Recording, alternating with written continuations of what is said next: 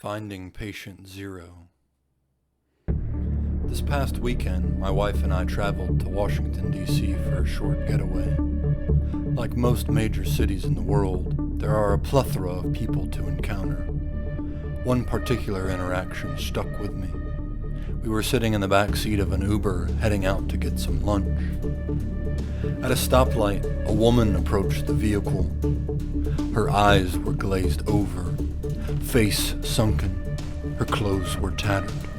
She was worn down. It appeared that she had been in the state for quite some time. She attempted to mumble something in our general direction. It was inaudible.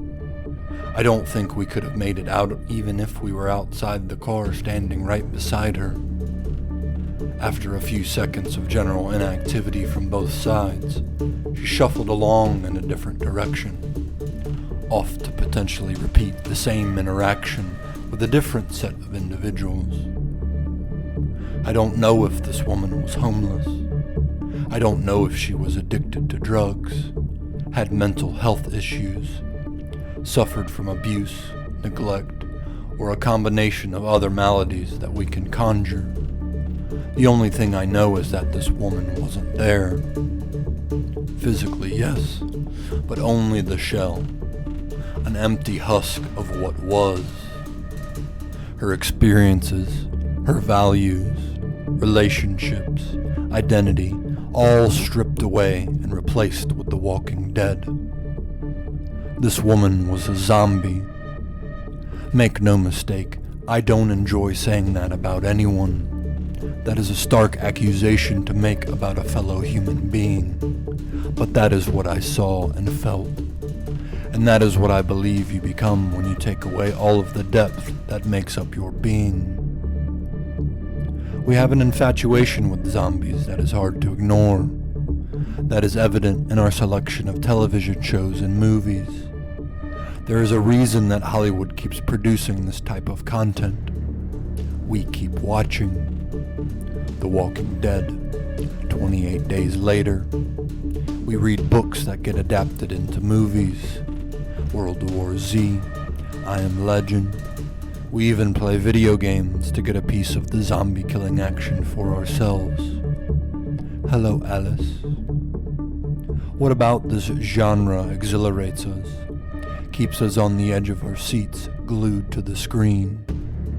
Is it the transformation? Zombie bite turned into infectious disease?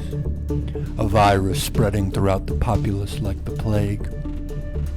Your friendly next-door neighbor turned into flesh-eating monster, eyes turning red, joints crunching in an unnatural stiffness, feet shuffling across the floor with that familiar gait, screeching out in an attempt to feed an insatiable hunger, fueled by God knows what.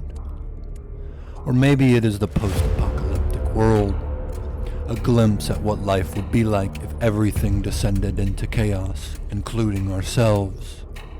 If buildings crumbled, the structures and hierarchies of our world toppled over, replaced with a wide range of dysfunction and desperation. A call to the rebellious nature inside of us. If we can't overthrow order in our normal lives, maybe the zombies can. Let's shake things up, shall we? Go get those pesky humans. Maybe it is witnessing the dramatic fight for survival, following the stories of people as they go through the trials and tribulations, fighting for every inch, hanging by a thread, danger lurking around every corner. One wrong step, one unintended noise, one mistake, gone. The pain of losing loved ones, the pain of losing yourself. A true test of character. How long can you last? Can you keep going? Fate will tell. Only the strongest survive. While these alternate worlds and scenarios keep us wildly entertained, I don't believe them to be accurate fortune tellers and predictors of the future. Flesh-eating zombies are several degrees of separation from the current state of chaos versus order. But that doesn't mean the threat of zombies isn't real. Our zombies are of a different breed. They don't spawn from the bite of one of its kind. Yes, they are infected, but not from the water you drink or the air you breathe. Not from an alien life form or a laboratory concoction. This T-cell virus comes from within. I don't know where it starts. Patient Zero has always been elusive. I think it can come from a multitude of things.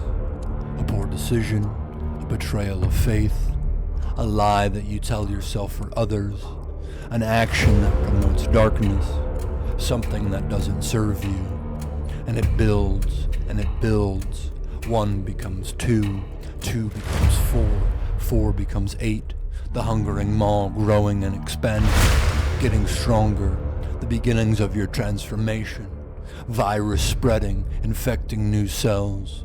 Actions degenerating in undiscovered ways, leading you down the wrong path, stripping away your character, stripping away your depth, lessening the value of your experiences, cheapening your relationships, altering your identity as the world interacts with your new form. You are in a fight for survival, you versus you, and if you aren't on the edge of your seat, danger will strike at the next corner. You will be bitten. There is no running from this test of character. It's in your head, zombie. Zombies and their tanks and their bombs and their guns won't save you. You are the antidote. What's in your head, zombie? Fend off the walkers that live inside and walk among the living. Zombie.